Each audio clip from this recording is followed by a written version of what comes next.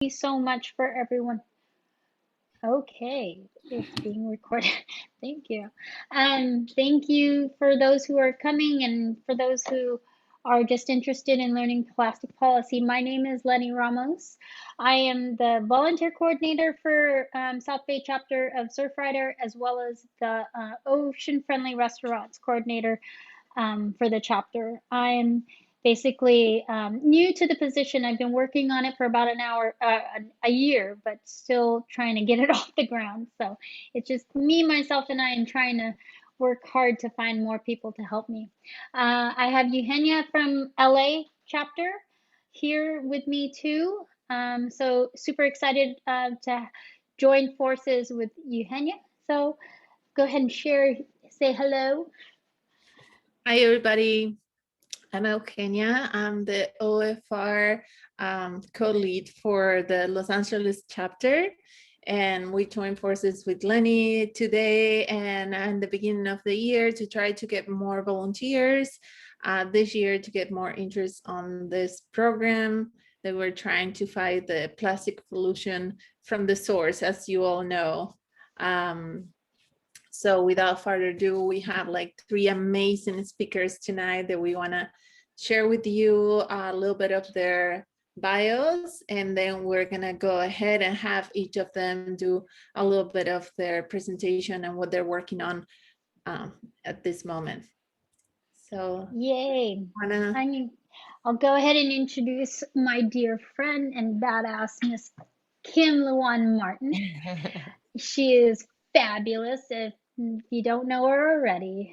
She's an associate director of the LA Waterkeeper, where she is helping them work towards better watershed management and the protection of water quality in LA. Kim's prior 25 plus environmental legal career included consulting other environmental groups, foundations, tribes on advocacy, funding, and enforcement of environmental laws pertaining to climate change, protection of water quality, air, endangered species, and mitigation of the environmental impacts of land use projects.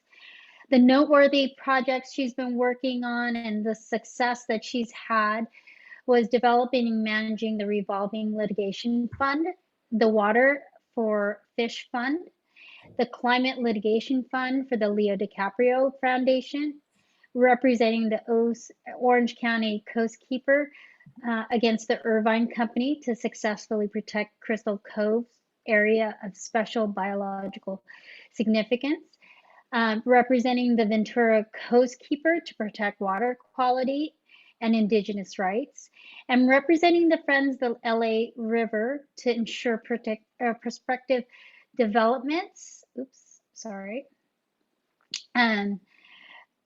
Prospective developments along the LA River and LA River had best practices in watershed management. Also, she is the founder of Grades of Green, an environmental education nonprofit which has inspired and empowered 600,000 students across 47 states and 27 countries to care for their environment. She currently serves on a number of different environmental boards and task force. Combining her environmental, legal, and educational experience, she also has a wonderful blog called Kim's Everyday Eco Habits for Everyday People. It basically provides simple actions for everyday eco habits that anyone can adopt to live a little greener. If you'd like to check it out, it's kimluanmartin.com. And if you want to give a hello, a wave, that's Kim right there. And then next up we have Craig Yehenya. So yeah, we have Craig Cadwallader. Craig is a policy coordinator for the Surfrider South Bay chapter and has a long track record of supporting Surfrider's mission since initially volunteered with the South Bay chapter starting in 2002.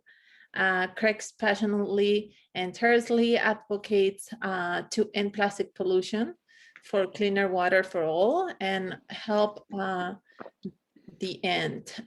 Also, he's also helping with the West Basin Municipal Water District process this desalination plant and work especially hard to help in the Hermosa Beach oil drilling project, among other involvements. Craig was appointed by LA County Supervisor Shanice Hahn to the South Santa Monica Bay Watershed Area Steering Committee, Measure W implementation, where he served as vice chair. Is active with the Water Foundation Water Leaders Coalition. Is very involved in the Bologna Wetlands Restoration Coalition, the Smarter Water LA Coalition, and Reusable LA Coalition. Serves on the Hyperon 2035 technical and community advisory groups, and serves on the Manhattan Beach Sustainability Task Force, among others. Craig has been honored with numerous environmental awards, and it's especially proud to have been honored with the Surfrider's Wavemaker Environmental Leadership Award. So thank you so much, Craig, for joining us.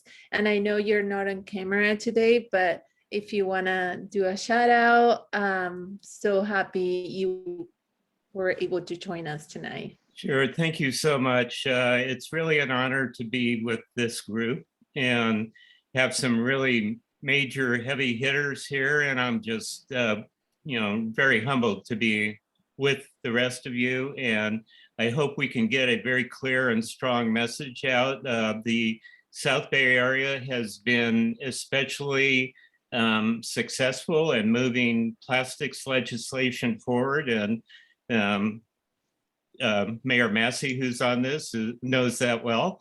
And we really hope to continue that effort and broaden the impact to get pollution out of the environment, and also to keep the water clean and the desal plant out of here. So I will work tirelessly on that like I did in Hermosa. I spent over $4,000, 4,000 hours on the oil project, and I'd happily do the same to keep desal away. So thank you. It's an honor to be here. Thank you, Craig. And Lenny is going to introduce Awesome. our next speaker. Thank you, Craig. Our next speaker is Miho Ligare from our headquarters. She is the Plastic Pollution Policy Coordinator for Surfrider Foundation's Plastic Pollution Initiative.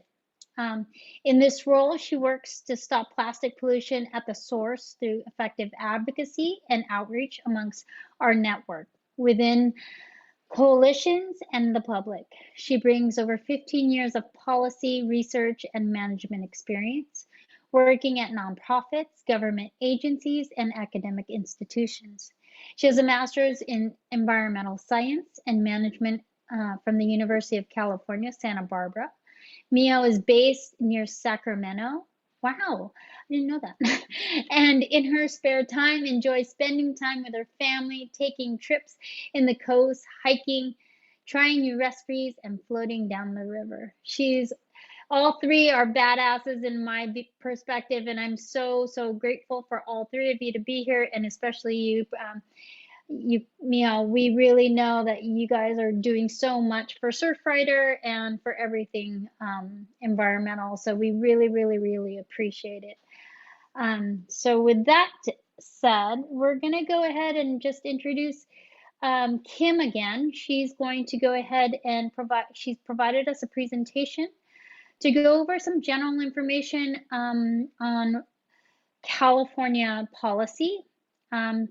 Should you have any questions, please put it in the chat. We'll go ahead and save it at the end to go through those questions, and you can speak to any of the speakers. And we also have Mayor Massey here. So yeah, all of it is great stuff, and we're happy that everyone's here. I'm going to go ahead and share my screen. Hopefully I know how to do that. There you go. All righty here. Always exciting when that happens successfully, right? Woo, I did it. All right, here we go. Thank you. Thank you, Lenny. And thank you, Gina, for the super warm welcome. I'm really excited to kind of give you more of an overview of our plastic pollution problem. Miho and Craig are really, truly like the experts. I sit on coalitions with them on to exact legislation, ordinances, resolutions that are happening up and down our state. And so, you know, I know enough to be dangerous, but they really, really know their stuff. So I will leave it to those experts. But I want to welcome you all. I want to thank you for joining all of us to learn about how we can all combat the plastic and other pollution entering our waterways. Of course, we're focused on plastic today, getting ready for Plastic Free July. We're going to be sharing today with you how impactful your actions are in tackling our massive plastic pollution problem in our waterways. All right, next one, Lynn. Thank you. Since 1993, just a really quick overview of Los Angeles Waterkeeper. It has been in existence in 1993. It works very, very much hand in hand with Craig, hence why I sit on coalitions with him and Miho. And Craig and I, of course, have worked together on local ordinances having to do with, banning plastic bags and foodware, accessories, etc. But LA Waterkeeper since 1993 has served as LA's water watchdog. They safeguard our inland and coastal waters using law, science, and what we're talking about today, which is community action. Next one. We address complex issues facing our rivers, our streams, coastal areas. We have a three-pronged approach where we focused on pollution prevention, which is what we're talking about today, and then restoring our habitats, and then systems change, which is also what we're talking about today. How do we even change the systems that are creating this problem in the first place? So through this approach, we've made great strides on greater conservation, stormwater reuse, wastewater, et cetera, et cetera. But despite all of these major improvements in the Los Angeles region, which have been vast, the Santa Monica Bay is, by and large, much cleaner. Nonetheless, since the passage of the Federal Clean Water Act in 1972, we remain far from achieving its promise. 50 years later, and we're just, we're not close to achieving the goals laid out in the Clean Water Act. So we'll talk about some ways today that all of us are trying to change that. If you can go ahead again, Lenny. So to address the plastic pollution problem in LA, it's important to first, look at, how that plastic pollution even gets into our waterways. And so just very briefly going over what might be basic to so many of you, but we never want to, assume, and just going over, our watersheds and, the watershed approach. So that involves, all the ecology, hydrology, and communities in the watershed, keeping that in mind. So the watershed is an area that channels all this rainfall and hence all the pollution from our land into, our creeks, our streams, our rivers, eventually, to outflow points. Actually, and I'm so sorry, Lenny, do you mind going one more? Just realized that I want you to see this great image of a watershed. So as you can see, all the water, it drains basically from our mountains. The simplest way of saying is down through its tributaries, out into our creeks, and then eventually, of course, into our bays and oceans. It carries, toxins from local communities, but also, and why we're, again, what we're focused on changing today, it carries a lot of the plastic. But that's where you guys come in. By joining forces, we can both clean up our local communities, no matter how far we are from the ocean. We can create that positive impact. But even more importantly than that, and I want to tell you a little bit about our cleanups coming up, but more important than the actual cleanup is the increase in awareness that happens of, why this plastic pollution is even such a problem. And then the number one thing we can all focus on is how do we reduce this plastic? And not only how can we reduce it, but how can we make sure that we're holding the polluters accountable, to reduce the plastic, from its source in the first instance? Because I love a good cleanup. I'm going to tell you about some fantastic ones, but I am a firm believer that we are not going to clean our way out of this problem. And so we have to reduce the amount of plastic getting into, the earth in the first place that is going through these watersheds and ending up in our waterways. Next one. Thank you. So, at a typical beach cleanup, we see about 70 of the items are food and beverage related packaging, bottles, bottle caps, wrappers, containers, straws, stirs. You see where I'm going, bags, cups, plates, utensils. So 9 out of the top 10 of these are plastic. And so by 2050, experts believe there will be more plastic in the ocean than fish. If you haven't heard this, stat yet, it is staggering, and should really serve to all of us as a wake-up call. You can do the next one, Lenny. And then, so where is all that plastic? How's it getting into our ocean? So not all plastic is made the same. There's more than, 100 types of plastic. Some stay afloat and they're easily accessible to collect, while other plastic keeps its shape, but it sinks to the ocean floor. Even the deepest parts of the ocean have plastic. Also kind of scary. But even worse, almost all that plastic breaks up into tiny little pieces called microplastics, which I'm sure we'll hear more about today. And they're sort of like the smog particles of plastic. So they stay in between and they're much harder to collect. And the ocean is full of microplastics. And unfortunately, so are we. Again, the stat I've heard recently is we each consume a credit card size of microplastics a week. So, also kind of crazy. If you wouldn't mind going to the next one, Lenny. Thanks. So how does this impact our marine life and how does this impact us? More than 1 in 10 species that ingest plastic or become entangled by it are also threatened with extinction. So no matter how small, all organisms in the food chain are impacted by plastic, even phytoplankton, microscopic marine algae, the base of several aquatic food webs, they have microplastics in them.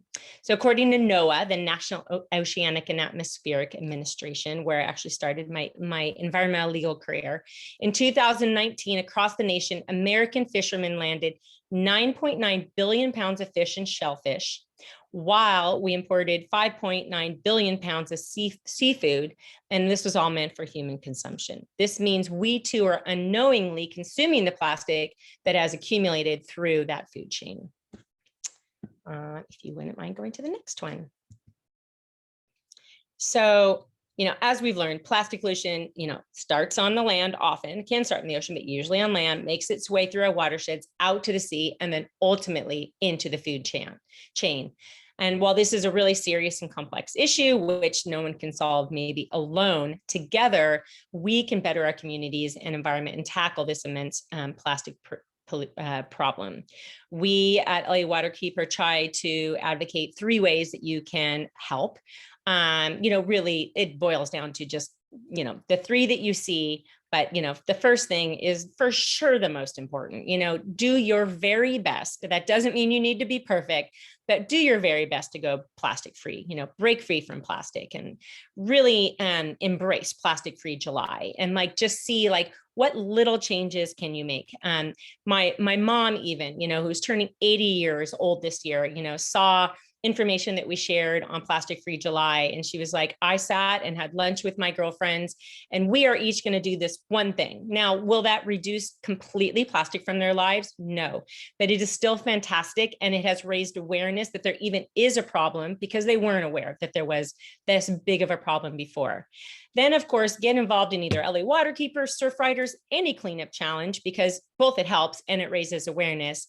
And then you're going to hear from Miho and Craig today about legislation, ordinances, how you can get involved at a local level, a state level, a federal level, to really change the policies that will, I think, make the biggest differences. So the next one, I think, is the standard wrap-up slide, ways you can support LA Waterkeeper. The biggest thing you can do, both with Surfrider, LA Waterkeeper, follow us. I mean, always make a donation to any nonprofit is probably the single biggest thing you can do, because you have people like Craig, you have people like Miho who are paid to actually tackle this problem. And so making a donation is no small thing. It's a really, really big impact. Also, get active, get involved, share material from these organizations on your social media, get the word out, and then, of course, take action, which is, a perfect segue for me to turn it over back to you, Lenny and Eugenia, for the next speakers. And thank you, and I'm happy to answer any questions at the end. I appreciate your time.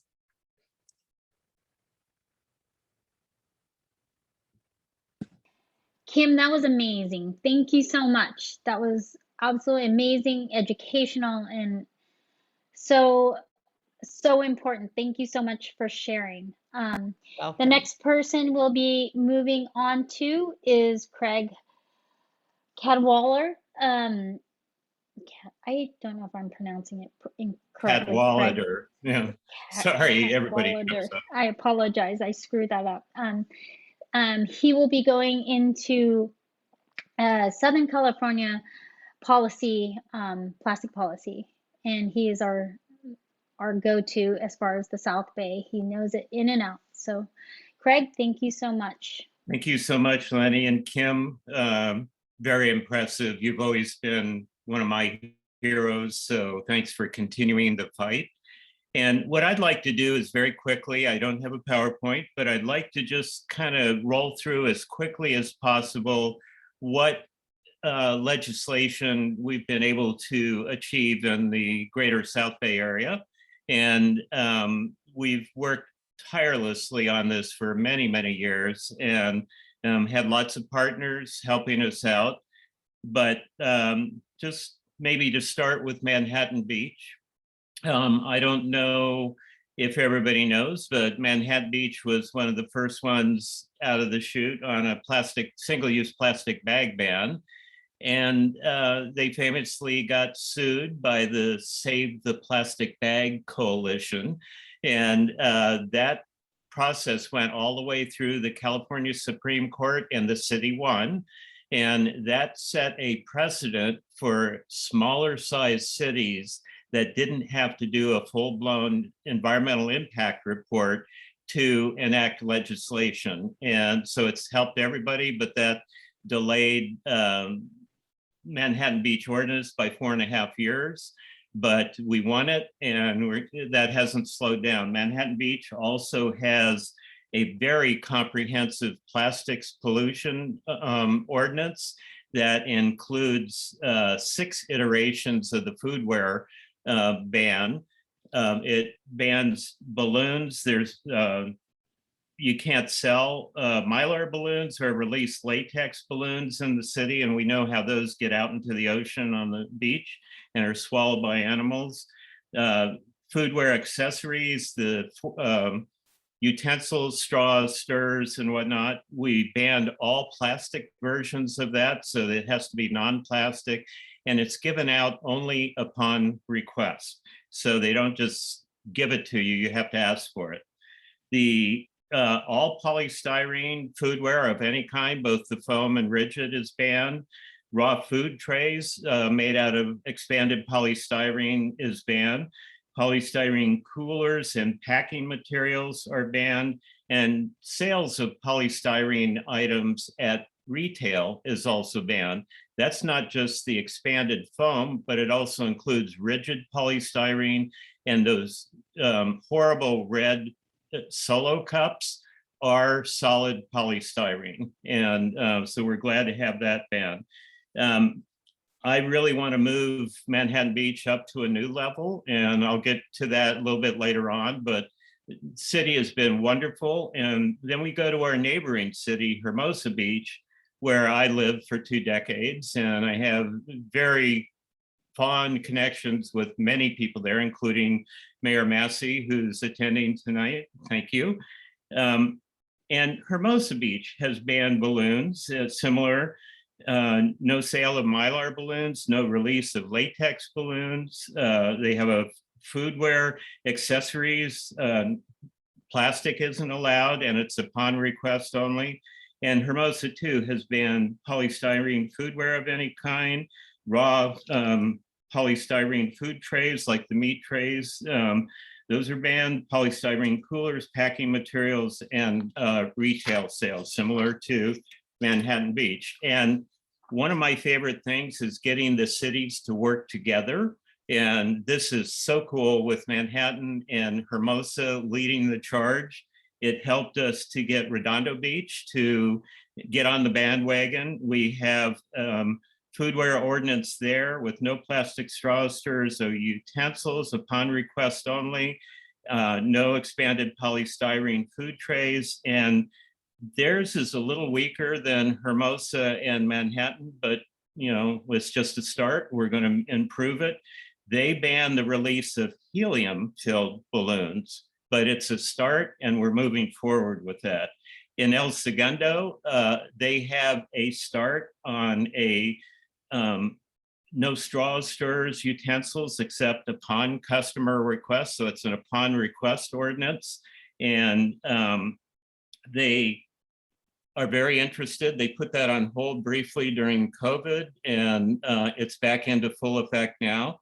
I'm working with their environmental committee on getting a comprehensive foodware ordinance, and I would love to have all the beach cities, all 4 cities, El Segundo, Manhattan, Hermosa, and Redondo, share the similar ordinances so that when you drive across the street into a new city, it doesn't change.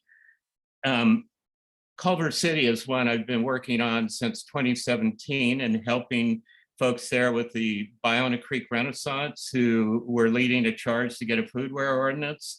We have gotten a polystyrene ban there, and expanded polystyrene ban at retail sales and cutlery only upon request. However, we are working on an update to that ordinance, and this is really important. And there was an error in the ordinance that we got pulled off the agenda at the second reading, the meeting before last. It's coming back this coming Monday. There's no plastic foodware accessories. It's upon request only, including third-party delivery services. So if you order food to be delivered from Culver City, you have to opt in. You can't just receive it without asking for it. That's also going to include expanded polystyrene raw food trays and no polystyrene packing materials. But my favorite part of this is they have an element that requires use of reusable foodware only for dine-in restaurants. And that will come into effect on January 1 of 2023. And it's the first city in the local area here to adopt that. This is something I want to pursue with Manhattan Beach and Mayor Massey with Hermosa Beach. And this is proven to save restaurants money. The Rethink Disposable organization has done case studies. They did one in Culver City that showed the conservatory going from disposable to reusable is saving close to $7,000 per year. And that's after paying for the reusables, the dishwashing, the extra labor, the water fees, the electricity, so that it's a net profit center for the restaurants that go that way. Most recently, and this has been one of the difficult things, I've actually been working on trying to get a polystyrene ordinance in the county of Los Angeles for well over a decade now. And I think it's maybe 12 years, maybe longer. And they keep doing new studies to study polystyrene impacts. How many studies? They've done 3 major studies, and they need to stop studying it and start doing a ban. And just recently, a couple of weeks ago, the County of Los Angeles passed an upon request ordinance, but it is a weaker version of what we got for the city of LA. It allows restaurants to ask customers if they want reusable items and or disposable foodware items. And the problem is when you ask someone, a lot of times people will just say yes. It's the power of suggestion. And they also allow foodware dispensers in restaurants. The city of LA, on the other hand, and it was signed into law on May 3rd by Mayor Garcetti, has banned straws and at large and small food retailers and dispensers since 2019. And they have banned the self-serve dispensers because people just grab it whether they need it or not. And they have an update coming on November 15th that requires, it goes from just straws to all foodware accessories, and the restaurants cannot offer those. They have to wait for the customer to ask. So it's a true opt-in upon request. And that's great. They are allowed to offer it to drive-through customers because that's a slightly different thing, and also include spill prevention items like the stir sticks that stick in the opening for the mouthpiece. So for safety reasons, they allowed that, but everything else they're not allowed to ask, and the customers have to ask. That's the same thing. We really worked hard to try to get the County of LA to match the City of LA ordinance, but they went ahead anyway. The county's ordinance covers the unincorporated area, which is about 1 million people, and the City of Los Angeles alone is about 4 million people. And there's confusion. Literally, if you drive across the street out of the City of LA into the unincorporated area, it's a different ordinance. So we're trying to get that fixed. Most recently, Pasadena, I've worked on a foodware ordinance, helped them way back in 2016. And they have a basic polystyrene foodware ordinance, but just this last Monday, they were trying to pass an upon request amendment to that. And it was flawed because it matches the county. So we got them to pull that off the agenda, and they are going to re-examine that and go for the we hope, go for the stronger City of LA version. So basically that's what's happening in the South Bay. And I'm hoping to get some updates for Manhattan, Hermosa, Redondo, and especially for El Segundo. And also we hope that this Monday, when the Culver City ordinance comes back for another first reading, that it goes forward. So we've been working tirelessly, and I'll go anywhere at any time and talk to anybody on this. And Kim, contrary to what you say, I don't get paid. I do this all for free. I know that. Yeah. Not for this work. It's the craziest thing. The man does all this out of the goodness of his heart. So that's how passionate I am. And some people say I'm crazy, but I hate plastic and the environment, and I will do everything. The other things, blocking the Hermosa oil project was one of my most proud involvements, and getting rid of the desal plant is over my dead body. Are they going to build that? And so I don't give up. One of the things is the persistence, and maybe Mayor Massey could say about that. I just keep at it until they give in. So anyway, the beach cities are leading the charge, and I'm so proud that we have very smart council members who know the right thing to do for the environment. And Justin Massey is an excellent example. I'm so happy you're on this tonight. So that's basically it. And thank you for your attention.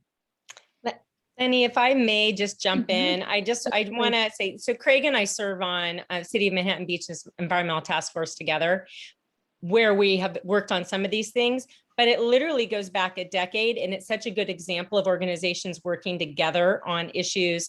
When I was the executive director at Grades of Green, Craig, as you've heard, is the know-how on everything plastic. And we literally, put together a whole campaign, Craig and I, to go before the City of Manhattan Beach and the City of Hermosa Beach with Grades of Green students to really advocate for these bans.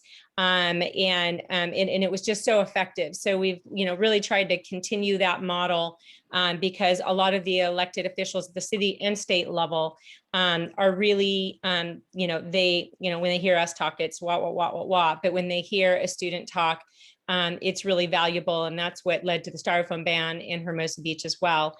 And I also want to say, I just got back from where a lot of the city council members were in Manhattan Beach, Craig, and you'll be happy to know I was with our mayor, who was the mayor at the time that took this all the way to the Supreme Court, because they could have just thrown up their hands and been like, we're getting sued, we're out, but they didn't. They stayed, they fought, and they set this precedent. And we're just so grateful to have, elected officials, well, like yourself, Mayor Massey. So anyhow, I just wanted to chime in on that. Yeah, and I just want to respond very quickly. I know I'm running over time, but Kim was right. the Grades of Green presentation to the Hermosa Beach City Council is legendary. In fact, I have a video of that on a legacy website, and they don't listen to me anymore pretty much. But when the kids come up and talk as intelligently and sophisticated as they do, that really makes a difference. And Kim, you made that happen. What you did with Grades of Green is effort, magic. Greg. Yeah. So it really does get everybody involved, and people do listen to the kids. They're so smart now. When you have, you know, 4th and 5th graders approaching the city council, not shy at all, just saying, here's what we want. So it's very cool. So thank you for bringing that up. You're welcome. And I think it also shows the power of collective action, which absolutely. And I work in many, many coalitions with many different organizations, and it really does. It's a synergy. We get more working together than individually. So thank you. Thank you, guys. Thank you. Thank you. Thank you so much for all of the unpaid work that you do, Craig. And you are such a value. You're like priceless to our community as well as our chapter. You're such a great resource and a fighter for us, and you inspire us all the time, and you set the standard for us in which we should all try to be and work towards. So thank you. We really appreciate that. And thank you, Lenny. Thank you. That's very kind. Kim, I cannot even tell you how ingenious I think getting kids involved in environmental causes is so ingenious, because children are our future, and they pull at our heartstrings, and they're the reason why we fight. So that is, it just makes so much sense. And thank you for creating Grades of Green. Well, we're going to move on.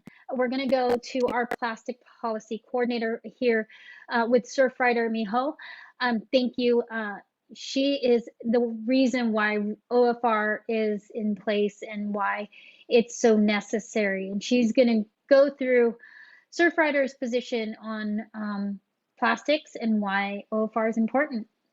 Miho, I'm going to go ahead and start the. Thanks, Lenny. Perfect. And while we're waiting, just big shout out to Kim and Craig. And I think, Craig, your willingness to share your knowledge is just so inspirational and helpful to all the different chapters that you work with throughout California and beyond, and not just Surfrider, but other organizations too. So very appreciative and grateful for your work. But great, thank you. So I'm happy to be here. Again, honored to be here with Craig and Kim. And thanks, Lenny and Eugenia, for organizing this.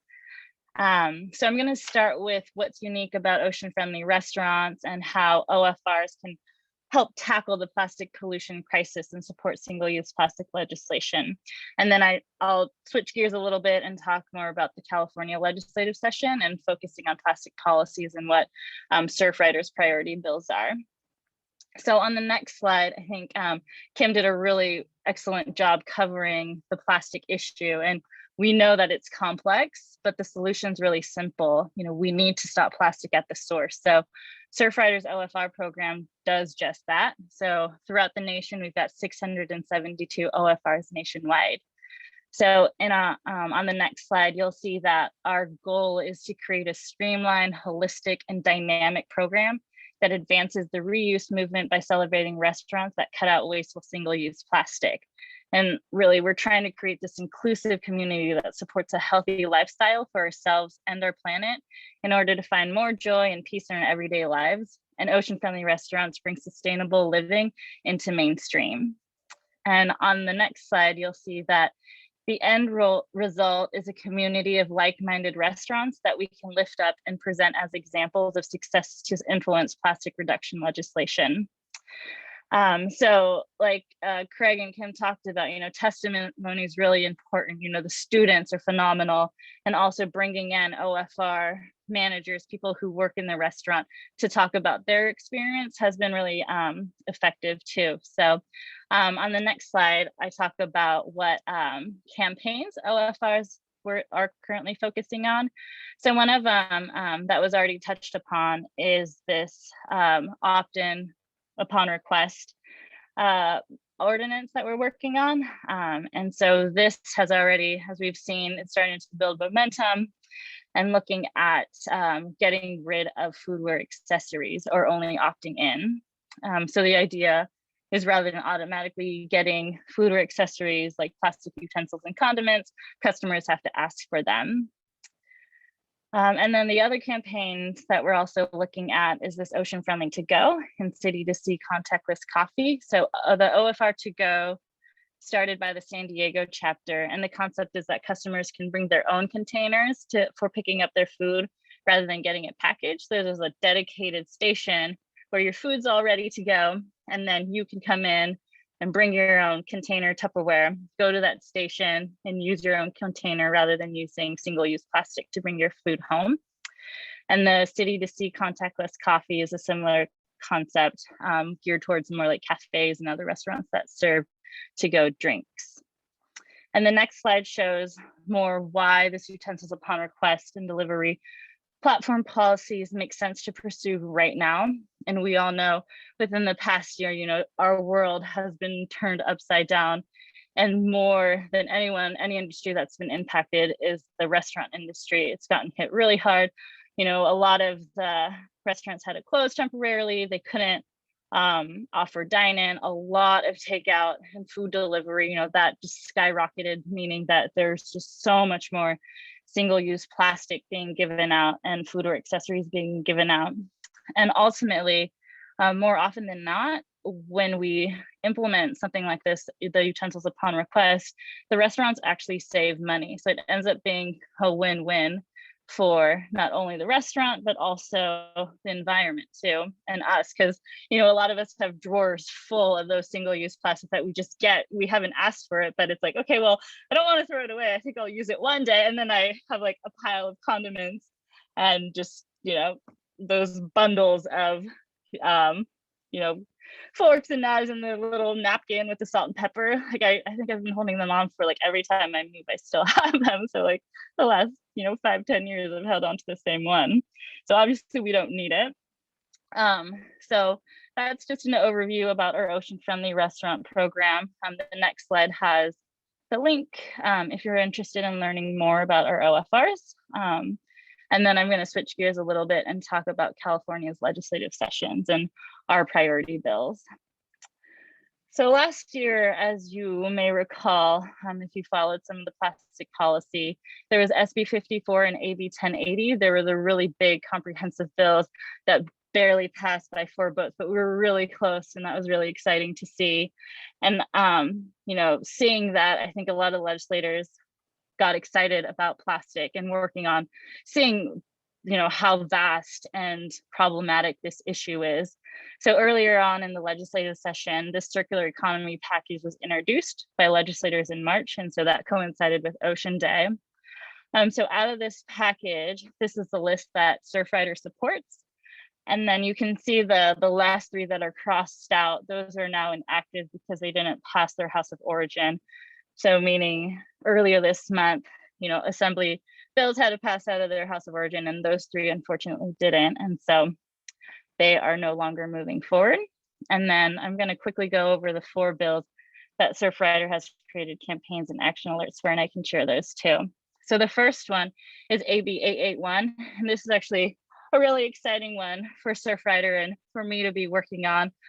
This looks at exporting plastic, mixed plastic waste. So currently, if mixed plastic waste is exported out, it's deemed as recyclable or recycled in California, even though, you know, we know that it's probably being landfilled, burned, dumped, or otherwise improperly disposed of, because there isn't the proper infrastructure. A lot of these developing countries can't manage all this waste that we're just exporting out. And for us, you know, once we ship it out, it's like out of sight, out of mind. And that's just not fair. There's an environmental justice issue with this. And so this bill would close the loophole. And so exporting mixed plastic waste wouldn't be considered recycled, and it would change it to disposal.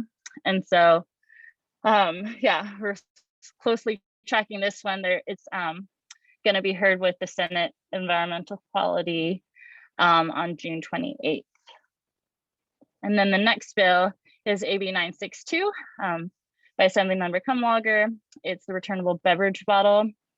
And so rather than having these bottles be crushed then recycled, this one really focuses on our priority about refilling and reusing bottles. So this would allow for bottles to be washed and refilled, and it would create a returnable bottle system. And it would also even the playing field between bottle washers and recyclers by paying them the same amount. So right now there's just no incentive for bottles to be reused. And so this would actually create a market and more incentive to create a refillable bottle system. And again, this one is also going to be heard with the Senate EQ on June 28th. And then the third bill is SB 343. This one was heard today by the Assembly Natural Resources, and I'm happy to report that it did pass. And so it's moving on to the Assembly Judiciary Committee. But this looks at the chasing arrow symbol. So unless a product is truly recyclable in most California communities and is routinely sold to manufacturers to make new products, they cannot put that chasing arrow symbol on. So I'm sure you all have come across this, a lot of greenwashing, a lot of manufacturers put this chasing arrow symbol on, even though it's not truly recyclable. There's no end market, but they're thinking about their bottom line. They think that people will be more likely to buy these products because customers are really more and more looking into more sustainable alternatives. And this is just not right. We need a market. We need these chasing arrow symbols to actually be truly recyclable. And so Senator Allen's bill does that. And then the last bill that we're focusing on is AB 1276 by Assemblymember Carrillo. This one ties really nicely with Kim and Craig's presentation. So this is the state bill for an opt-in food or accessory bill. And there was a there was a requirement for reusables for dine-in initially in this bill, but it unfortunately got cut. But I'm hoping that this bill passes and it would make the LA County ordinance stronger because it would allow for weaker ordinances that have passed so far. This would actually make it stronger, but there is also a preemption law that if there is a local ordinance that is stronger than this current bill, that they can keep that. And so this one's heard on July 4th for the Senate Environmental Quality, and then it also needs to go to the Government and Finance, which is TBD. So all these bills, we have action alerts for those who want to get involved with AB 1276. There is a restaurant sign-on letter that we're looking for more people to sign on, and so I can add that to the chat and also give it to Lenny and Eugenia. And real quick, I just want to talk about the ballot initiative coming in 2022. So it hasn't been officially announced yet, but generally speaking, it'll ban polystyrene statewide. And it also looks at producer responsibility. So making producers more responsible for what they create. And so it would create a fee on plastic producers up to 1 cent per item. And this generated funds would go towards programs and activities intended to reduce waste and increase recycling and restore the environment. And so we are looking for restaurants, businesses to endorse this ballot initiative. And so again, we could definitely use your help. If you have connections through your OFRs, please contact me. And I will also drop down a link where you can find all this information in one spot. So thank you so much for being interested in the Ocean Friendly Restaurant Program. I think that it's really critical for these OFRs to be involved. There's such a big player in passing these legislations. So thank you again. And my last couple of slides are resources, but I'll just send it to Lenny and Eugenia if you want to share those later. And Miho, like LA Waterkeeper is known for its advocacy and really suing polluters, right? And so this last bill that you talked about, I can't emphasize enough, like I'm so grateful for your work on this. That is the game changer, shifting the burden to where it should always have belonged, the producer. So we will watch it closely and support you however you need. Yeah, great. Thank you. Absolutely. Yeah, I feel like for far too long, the burden has been on us, taxpayers, beach cleanup, goers, and yeah, it's just time that And Yeah. intentionally so. If people don't know that story, it's kind of a crazy one. I see you nodding your head, Miho, but it was a very concerted effort to put the plastic pollution problem onto consumers and make them think they could pick up litter and clean their way out of this. So it's kind of a crazy story. Amazing. Thank you, Miho. Thank you. Thank you so much. That was extremely educational. I'm going to go ahead and open it up to anybody who has any questions. If you have questions, feel free to put it into the chat. We can go ahead and share that. I do actually have more questions if no one speaks up. I would love to ask. May I make a quick Yes. comment? I cut mine off because I know I talked too long and was going late. But I also wanted to emphasize the cigarette ordinances that we've gotten passed in the South Bay, including outdoor smoking bans. My most favorite is Manhattan Beach's ban on the sales of all tobacco items, which went into effect on January 1 of this year. The whole idea of this, and Hermosa Beach had infamously started the effort on the outdoor smoking ban. We would like to see the sales ban become viral in the South Bay, Mayor Massey, and there's only 2 of those in the country. One is Beverly Hills, the other is Manhattan Beach, and Manhattan Beach is actually stronger than Beverly Hills. And I'm actually working with a coalition in San Diego to get an outdoor smoking ban for the city of San Diego. But I would really like to see that. It keeps cigarette butts off the beach, out of the ocean. And we all know that cigarette butts are the #1 litter item found on beaches worldwide. So all of this, I hope, will get that out of the environment. So I had to add that in. Thank you. Craig, I do have a question for you, actually. I have just went to a restaurant the other day and in Manhattan Beach, and they have plastic straws that they're giving out. What do people do should they see someone or a business providing plastic straws in their drinks? Yeah, the best thing to do, that is banned, and it has been since, I believe, 2014, I want to think. And the challenge is to enforce this, and there is code enforcement. I actually rode around with a code enforcement officer for a while, and I got dinged on that because I wasn't supposed to be with her.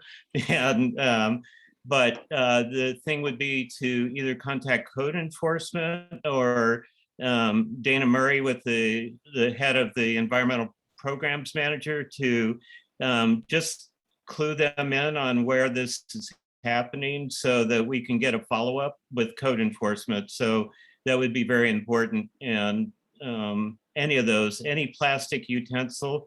And I have to say, I was desperate for food and I went through Jack in the Box.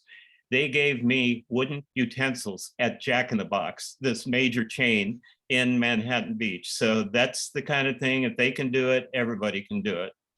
And it's something that Craig and I see, it's something we talk about a lot in our sustainability task force. You know, a lot of cities, counties, what have you, they don't have the means to, it's one thing to have the ordinance, it's another to enforce the ordinance. You know, and it's a frustrating thing that we're constantly, you know, working with the cities. But Craig is right. When it comes to these ordinances, we find the same thing with other, you know, environmental laws that LA Waterkeeper is enforcing. Like, just keep telling, you know, that the appropriate agencies and you know, eventually, if enough people do, just keep doing it. Like, don't give up and not think that it's not making an impact, even if it doesn't that one time. If enough people are voicing it, I think over time, my hope is that it does. Well, a good example of that is Veggie Grill in El Segundo, which I happen to know the co-founder of Veggie Grill and actually met his mother, of all people. But they've just booked on to supporting the, not skip the stuff, but the cutout cutlery ordinance. So they're really working hard from a company level, and they send their ads out with references to that. but I've worked with their managers for years, and I always, they ask me, do you want utensils with that? And I say, no, but thank you for asking. And then I get home and find them in the bag that's been taped up because the back house staff doesn't get it. So I keep working on those. And a good thing is just talk to the employees or the manager. A lot of times they just don't know because they're too busy earning a living. And so I always talk to the businesses directly. So that's one other alternative. Thanks, Craig. Eugenia, I think we have a few questions that have just been brought up. Yeah, so Craig, probably you're the one that knows this.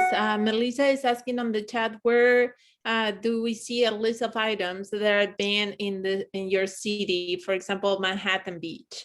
Where can they find the list of those items that had been banned? Yeah, generally on all the cities, they have a website page that's devoted to this. And I know Manhattan Beach does, that goes through details on all the different environmental ordinances and what has been allowed and banned. And I wish I could tell you the URL off the top of my head, but it's on there, and it's all the websites generally have that information. And but basically it's anything plastic that's a foodware accessory has been banned in both Hermosa and Manhattan for quite some time, and Redondo now. And so if you get plastic, it's banned. So that's one thing to start from. If you get expanded polystyrene, which some people call it styrofoam, but they don't make foodware, that's a building insulation item. So expanded polystyrene or foam is banned everywhere as well. So if you get that, it's not legal. So, and maybe Mayor Massey can help us with how would we follow through on that with the city. That's a very good question. So let me just quickly, I had a few comments and questions. First, you're all rock stars. Kim, I think Grades of Green is the most genius thing ever. I have two girls who are in school. I was a classroom docent for Grades of Green, so I gave the lessons to the kindergarten class in the first grade and the second grade and so on, and continue to work my way through. And as a message of hopefulness, our Grades of Green chapter, through the good work of Erin Bender and Rachel Bloom Kuppinger and Christine Anderson Schultz in our city, got our school district to get rid of polystyrene trays in the food service, as well as plastic bottles over just a couple of years. And so it speaks volumes when you have the kids delivering the message and educating the kids about what the stakes are in these fights. And it's going to pay dividends going forward. So it's the right approach for sure. With respect to cities' different rules about what's okay and what's not okay in terms of single-use plastics, our city does have a website dedicated to it. I could share my screen and show it to you, but if you just go on hermosabeach.gov and in the search bar type in plastic, it's the first hit that comes up, so everybody can find it. One thing that we always have a challenge with at the city level is code enforcement staffing and our budgets generally to enforce rules like these, as well as all the other rules that we have to enforce. Our code enforcement is probably like most cities, and it's complaint based. So I absolutely encourage folks to know their code enforcement numbers of their community and call them or email them. We also have an app in the city of Hermosa Beach called Go Hermosa with an exclamation point, that you can download on your smartphone and file a request, including a code enforcement request, basically saying this restaurant is, serving single-use plastic or handing out straws not on request, whatever the case may be. And our code enforcement folks will then follow up with them. I know, as sort of a practical and political matter, we've had a relatively light touch on enforcement through the pandemic because it's been such a stressful time and the survival of a lot of businesses has been in question. So the last thing we want is the blowback politically and also the pressure on the businesses to really crack down hard on the single-use plastic ordinance. But it's definitely troubling to me to hear and to see some businesses who aren't complying. And I think it's a challenge across the board. And so knowing the code enforcement channels is a good way to go. When we talk a little bit about strategy, I just want to sort of use this as a springboard for conversation potentially. It's often occurred to me that I don't even know if Yelp is a thing in the culture anymore. You know, I'm now a parent, so I'm relatively out of touch with what people actually use. And I don't use it, and I haven't used it in a while. So I don't know what people use to, like, on their phone, find a good restaurant or recommendations that they rely on to pick things. But it always occurred to me that there's a huge amount of potential power there if we could get enough folks and the folks who build these apps to have some metric on these ratings that allow us to rate these restaurants on sustainability, because I think the type of people who use apps to find restaurants in places that they're unfamiliar with do care about these issues, and they want to patronize businesses that are part of the solution. And if we could somehow integrate an environmental scorecard into those ratings, that could be a very powerful thing, because I know for myself, if it was at the, you know, at my fingertips, I could say, I have two choices of restaurants, one of which gets, you know, a D on its sustainability, one of which gets an A. I know exactly where I'm going. So that's just an idea in terms of strategic thinking. I absolutely think, and, you know, I talked to Ben Allen a lot about his circular economy bill that didn't make it out of the legislature last year, and I'm glad that we're breaking it up and moving it forward in pieces. It's a huge part of the solution. The conversations I've had with Ben have been how important the price signal is to consumer choice. And right now, basically, we're subsidizing the oil industry in buying plastic, because we're the ones as taxpayers and citizens who not only deal with the blight of plastic pollution, but also the cleanup costs and the cost of maintaining our storm drain system and everything else. Those are all costs that they get to externalize on us. It's incredibly cheap for them to produce plastic and to sell it below their competitors' costs for more sustainable products. And in doing that, you know, they continue to sort of perpetuate the cycle that we have. And so basically, you can go to the store and buy a packet of red Solo cups at essentially a subsidized cost, which doesn't reflect the actual cost to society of cleaning that stuff up, landfilling it, and eventually the long-term cost of it all. And if we can get a system in place where there's a recovery fee or any kind of fee, like the initiative that I think is coming forward that Miho mentioned in a couple of years, is a concept that Craig and I have talked about, and I talked about with Ben, and it's basically, and it can apply in a number of different environmental contexts potentially, but certainly in this one, and I've talked to our city attorney about this, is can we impose a fee or place a fee on single-use plastics that covers the cost of recovery, that we basically say, okay, we're going to use this to pay the costs that we absorb to not only gather this stuff up from the environment and dispose of it properly, but to pay the cost of disposal.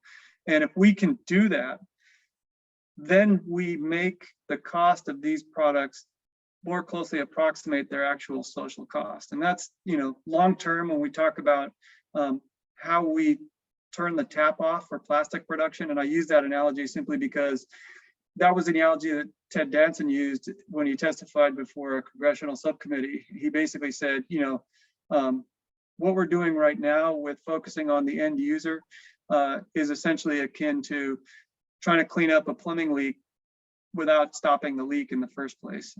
We know all about Formosa. We know about what's happening in Louisiana and Texas. They're building massive plants. We know about, you know, this freighter that just caught on fire off Sri Lanka, which is dumped nurdles all over a really sensitive habitat. The pipe is leaking. The pipe is leaking so badly that we are going to need to be bolder. We're going to need people like Senator Allen to be bolder, and the state of California to be bolder, and make single-use plastics priced at a cost that reflects their actual social and environmental cost to us, and as a result, make more sustainable choices more competitive in the marketplace, and not only just something that do-gooders like ourselves will choose, but everybody who's even remotely inclined to it and also has price sensitivity will do. So I just want to sort of throw that out. I know you're all thinking in those terms. I know it's a big political lift, but I just wanted to make sure that I shared that from my perspective as a policymaker on a relatively small level in the city of Hermosa Beach myself. And I'll lastly just say, to that point, there is so much consumption of single-use plastic. It's just mind-numbing at this point. I mean, I walk around and everywhere I go in the city of Hermosa Beach, I pick it up out of the gutter, find a trash can for it. It's just totally overwhelming. And even me, someone who really cares about this stuff,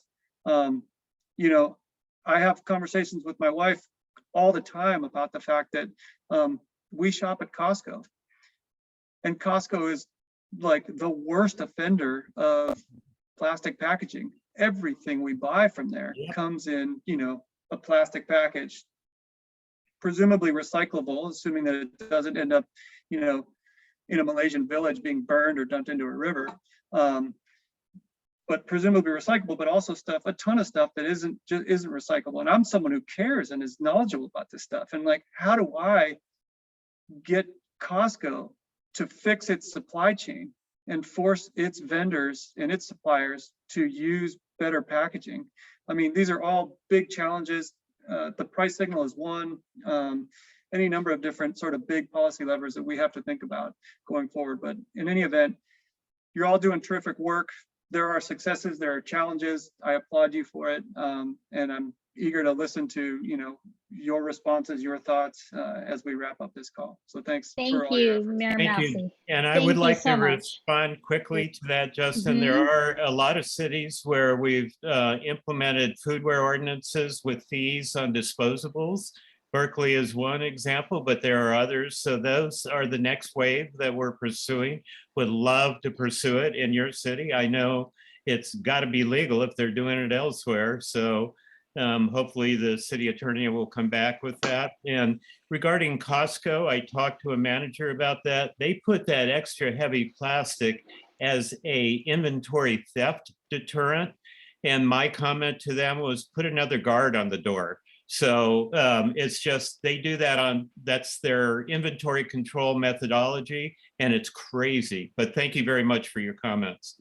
Yes, and Justin, I just want to putting on the environmental hat, a legal hat again, put that in the toolbox as well. There's also a movement afoot, as you know, for cities such as Hermosa Beach, Manhattan Beach, et cetera, to sue, to shift the burden from the cities having to take it on to clean up the plastic to, to having the producers take on that burden in the first instance. So legislative, grassroots, and then, when nothing else fails and nothing else works, litigation. Thank you, Kim. Thank you, everybody. guys. Unfortunately, Thank we're you. running a little bit out of time. Some people is signing off, and we need to be respectful of the timing. So Thank you. I will highly recommend, like, if there was any questions that were not answered during this session, if you email following up the Everbright and our emails, like, we'll be happy to contact you with any follow-up questions. We'd love to just ask more information if there are questions. There's some questions, especially Brittany, I apologize we didn't get to your question, but we'd love to just share that with our speakers. We'll send it off to you, and hopefully we'll get your answers to you as quickly as possible. But I just have to say thank you so much for sharing this time with us, Mayor Massey, Miho, Kim, Craig, everyone, Bill. We greatly appreciate your time and everyone who showed up. We cannot say thank you enough for being here and being part of the change. And should you want to be included in our OFR talks and be part of our programs in LA or the South Bay, again, please reach out to us. We are looking for lots of help. We want to make a big impact in our cities. And Mayor Massey, we appreciate you being here, being that you're the mayor of Beach. Thank you. Again, if you have any questions, let us know. We hope to have another speaker series soon, and I cannot say gratitude enough. Thank you. Thanks for putting this on. Thanks, Lenny. For sure. Thanks, you guys. This was great. Thank you, Thanks, guys. Kim. Thank you, Justin. Yeah. Thank you. Miho, and everybody that joined us. We really appreciate it. And Mhm. I look forward to having more questions. I have more questions in my notebook that I didn't get to, and I know you're knowledgeable about it, so I hope I can get to you guys on a side note. Absolutely. Yeah, please Anytime. do. Thanks. Thank you. Bye-bye. Okay, Good night, take care. everybody. Bye. Thanks.